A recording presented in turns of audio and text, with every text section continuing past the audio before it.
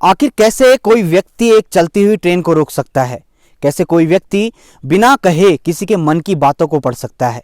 आखिर कैसे ऐसा हो सकता है कि कोई व्यक्ति उसके पास पहुंचा और वो आगे चलकर दुनिया में प्रतिष्ठित हो गया? नमस्कार, मैं हूं मनीष और आप देख रहे हैं मेरे साथ रिपोर्टिंग टाइम। आज बात करेंगे एक ऐसे व्यक्ति के बारे में जिसके चमत्कारों की चर्चा देश में ही नहीं बल्कि विदेशों तक में होती है। एक युवा योगी लक्ष्मण दास फर्रुखाबाद रेलवे स्टेशन में खड़ी रेलगाड़ी के प्रथम श्रेणी के डिब्बे में चढ़ गए। योगी अपनी ही मस्ती में खोए हुए थे। गाड़ी में कुछ देर बाद एक टिकट निरीक्षक वहां आया। निरीक्षक ने उस योगी को देखा और क्रोधित होकर उल्टा सीधा बकने लगा। अंग्रेजों का शासनकाल था और रेलगाड़ी के प्रथम श्रेणी में सन्यासी को देखकर टिकट निरीक्षक आग बबूला हो गया। पर योगी अपनी मस्ती में मस्त थे, इसलिए वह चुप रहे। कुछ देर बाद गाड़ी नीप करोरी गांव के एक छोटे स्टेशन पर रुकी। टिकट निरीक्षक ने योगी को अपमानित करते हुए उतार दिया। योगी वहीं शांत भाव से बैठ गए। गार्ड ने हरी झंडी हिलाई पर गाड़ी आगे नहीं बढ़ी। रेलगाड़ी के इंजन की जांच की गई तो वह एकदम ठीक पाया गया। अब तो चालक, गार्ड और टिकट निरीक्षक के माथे पर पसीना आ गया।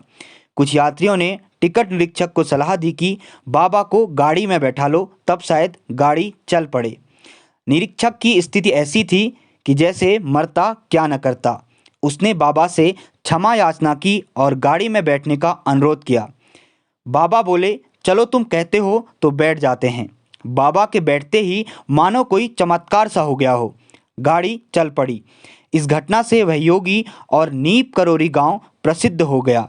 कुछ समय बाद रेलवे डिपार्टमेंट ने उस गांव में एक स्टेशन बनाया। बाबा उस घटना के बाद कई साल तक उस गांव में रहे। तब से ही लोग उन्हें नीप करोरी वाले बाबा या नीम करौली वाले बाबा के नाम से पुकारते हैं। हम बात कर रहे हैं नीम करौली बाबा के बारे में। नीम करौली बाबा का सिद्ध कैंची धाम नैनीताल में स्थित है, जो रमणीय पहाड़ों के बीच बसा हुआ है। बाबा के भक्तों में एप्पल के फाउंडर स्टीव जॉब्स, हॉलीवुड अभिनेत्री जूलिया रॉबर्ट्स और फेसबुक के संस्थापक मार्क जुकरबर्ग भी शामिल हैं। बाबा स्वयं में तो सिद्ध व्यक्ति थे ही, साथ ही साथ बाबा के पास जो भी व्यक्ति आता था कभी खाली हाथ नहीं लौटता था। आज भी बताया जाता है कि बाबा के इस कैंची धाम में जो भी आता है उसकी सारी मुरादें पूरी होती हैं। कैंची धाम नैनीताल अल्मोड़ा मार्ग पर नैनीताल से लगभग 17 किलोमीटर एवं भवाली से 9 किलोमीटर पर स्थित है। नीम करौली बाबा की महिमा न्यारी है। भक्तजनों की माने तो बाबा की कृपा से सभी बिगड़े काम बन जाते हैं। यही कारण है कि बाबा के बनाए इस हनुमान मंदिर में भक्तों का सैलाब उमड़ पड़ता है। नीम करौली धाम को बनाने के संबंध में कई रोचक कथाएं प्रचलित हैं।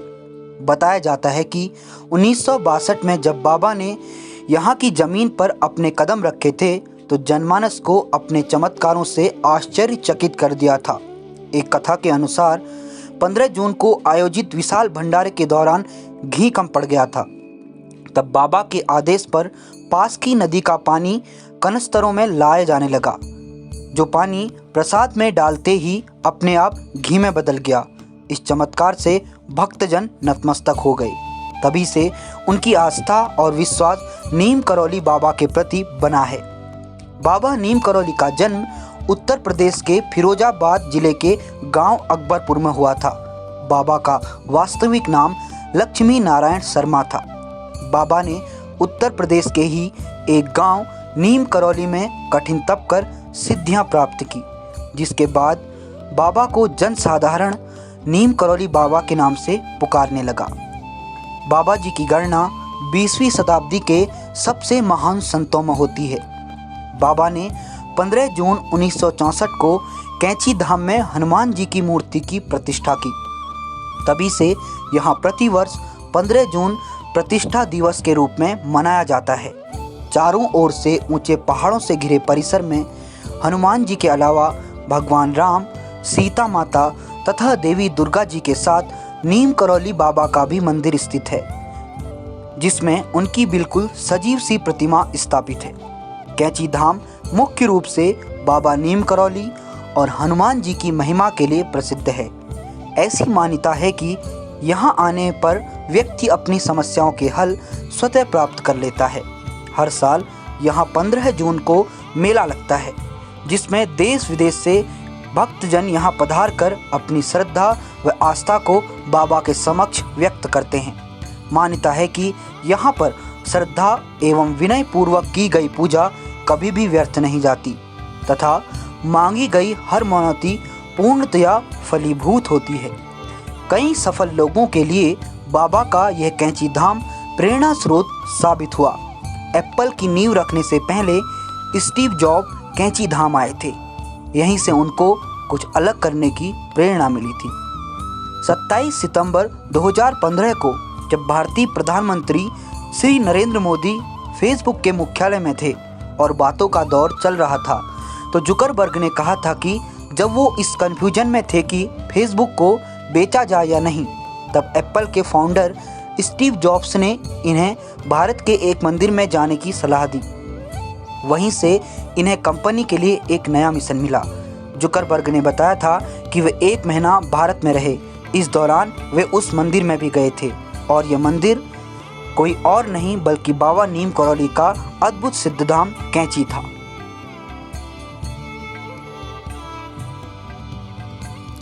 राजा हो या रंक, चाहे अमीर हो या गरीब, बाबा सभी को एक समान दृष्टि से देखते थे।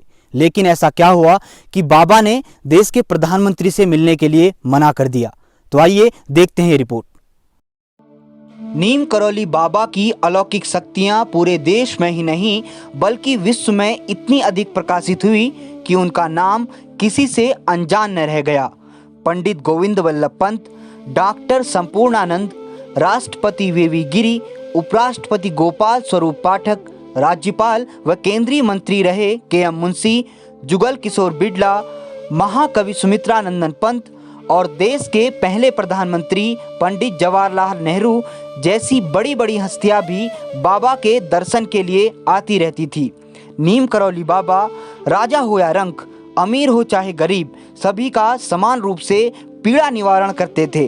उनके उपदेश लोगों को पतन से उबारते और सन्मार्ग की ओर चलाते थे। एक बार ऐसा भी हुआ जब बाबा ने प्रधानमंत्री से मिलने के लिए मना कर दिया। यह घटना तब की है जब बाबा अपने कानपुर प्रवास में थे। बाबा लगभग 200 भक्तों के साथ कानपुर के सरसैया घाट पर बैठे थे। तभी वहां कानपुर के डीएसपी एवं एसपी आए और महाराज जी से निवेदन किया कि गुलजारी लाल नंदा और लाल बहादुर शास्त्री जी आपसे मिलना चाहते हैं। पर बाबा ने उनसे मिलने के लिए साफ साफ इनकार कर दिया। इसके बावजूद पुलिसकर्मी लाल बहादुर शास्त्री और गुलजारी लाल नंदा को लेकर बाबा के पास पहुंच गए। तभी अचानक बाबा अंतर्ध्यान यानी कि गायब हो गए।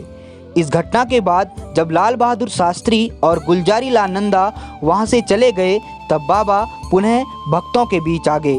तब उन्हीं में से एक भक्त भगवती सेवक वाजपेयी ने पूछा कि आपने उनको दर्शन क्यों नहीं दिए। तब बाबा ने कहा, जब मैं किसी खास और आम व्यक्ति में अंतर नहीं करता तो उन्हें भी मेरे पास खास व्यक्ति बनकर नहीं आना चाहिए था।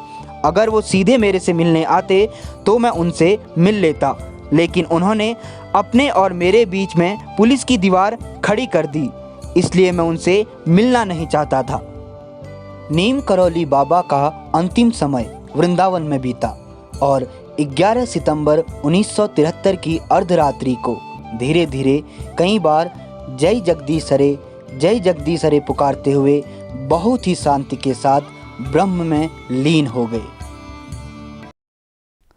तो ये थी हमारी खास आध्यात्मिक पेशकश बाबा नीम करौली के चमत्कारों के बारे में। तो ऐसे ही अन्य सिद्धधाम भी भारत में हैं।